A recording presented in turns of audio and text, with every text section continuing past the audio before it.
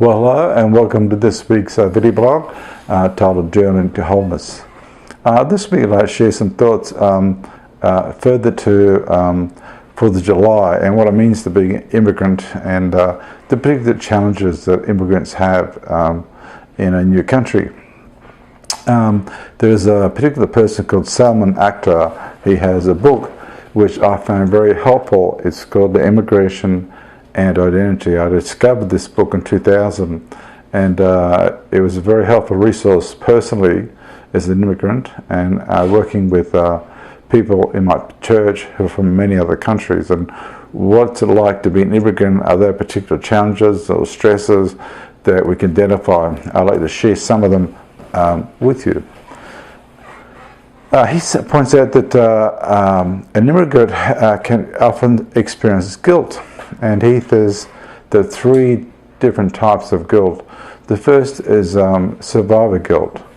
When a person is an immigrant and they've left the village and they've left the political situation or danger, violence, they get to here and they experience guilt that they have survived.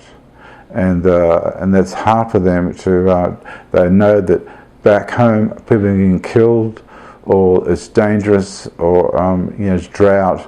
So there's a sense of guilt around being a survivor. A second kind of guilt he identifies in people is the guilt around wealth. I've been to Tanzania 4 times, and there the daily wage is $1.80 American a day. Come here, a minimum wage is something like $7 an hour. So for an 8-hour day, that's a huge amount of money compared to the economy over there. So when a person comes here and they're able to negotiate the entry-level job, get a degree, go to school, they are able to gain wealth, which the people back in the village have no way of having. So there is an element of being guilty of one's financial improvement. The third area of guilt comes around and anxiety is separation anxiety.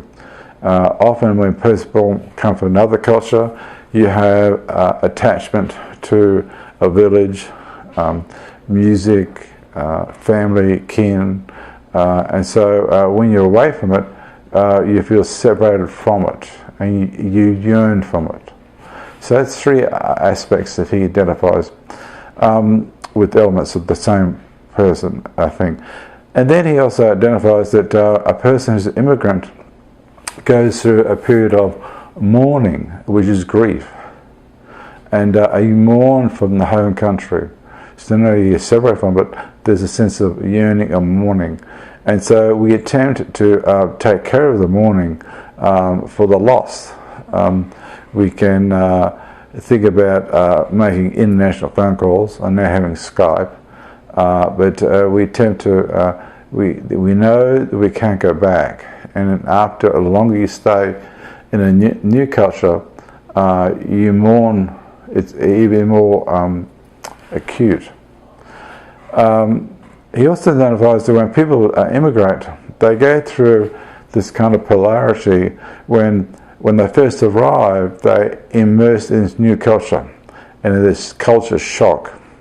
And for example, when I arrived 20 years ago, we would go to social gatherings of Australians, expats, and maybe 100 or so, and people get together, and I noticed that most people, they would complain about being in America. They complain about how Americans think, or their clothing, or TV, or the food, and then they'd say how Australia was great. It's the best in the world. And so the dynamic one sees is they look of the home country as a sort of ideal. It's overvalued. And then initially they see the new place, they undervalue it. It's no good. And so there's this comparison. And then as time goes by, they then claim the new culture as the greatest in the world, and they look back on the one they came from and say, well, it's terrible, they're backward, or no jobs and no education. So these range of the varying process is part of the deal. And so we are aware of that. He points out, which I find the most important thing in the book, he talks about the need to, he calls it refuel, to refuel your soul, to feed your soul. And so immigrants would attempt to make return trips, to go back and have a dose of culture, to refuel themselves. Of course, some people, once they come here, the cost of travelling is prohibitive, and so therefore I can't fly back every year or two, so they can't. So what do they do? Well, here in Atlanta and other major cities, you have places you can go to, and there are restaurants. If you like Vietnamese food, you can go and eat Vietnamese food. If you like Chinese food, American Chinese, you can go there. If you like Middle Eastern food, you can go there. If you like food from Venezuela, is food there. So you can go to places where ethnic food is served, and there's music from that culture. There might be people working there here from that culture. And so you have a place to go and experience emotional refueling as a key part. And so that's part of the life of an immigrant. And so people, I know that if I feel homesick, I can put a CD on of Australian music, listen to it, and I'm like, it's good. You feel more stable. Well, after we think about 4th of July as a national day, it's, I think, in the same vein as this. It is a time for the nation to have cultural refueling, where we listen to certain music on the day. There are fireworks. There's the classic 4th of July food, which is hot dogs, hamburgers, and people get dressed up in colours, red, white and blue, and there are fireworks and people gather, and so there are concerts. And so it's a day when at the level of the national identity, the dog is having a bit of a snack over here, eating and drinking. So I would think now that 4th of July is a way which a nation is able to refuel its sense of self, where it came from and where they think they're going to go. But then as Christians, we also engage in refueling. We'd say that by virtue of being baptized, we have an identity that's in the kingdom of God. So we've got Australian identity, passport, American identity, citizenship, and now baptismal certificate. And so the church is a place where I would now say we come to refuel. We have particular food on Sunday. We listen to particular music. People sit together. They catch up. They tell narratives, tell stories of the community of God.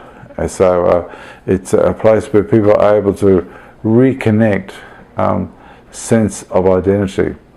And that, to become, in the Christian tradition, baptized, you become an immigrant in the kingdom of God. And so we live within these social realities called culture. And we know that the cultures have formed us. We have the folkways, the mores, the values of what it means to be a person, what's correct behaviour. And so we do that within the culture of the country. And we also do the culture of a particular faith, tradition, whatever it may be. So I offer that to you as a way to reflect on what, if any, mourning you might have, and what anxiety or guilt you might have in regard to making these transitions and living it in your life, in your place. But of course I hope that whatever it is, you get the nourishment to nourish your soul and to feed your life. I'll see you next week. Live well, live strong, live long.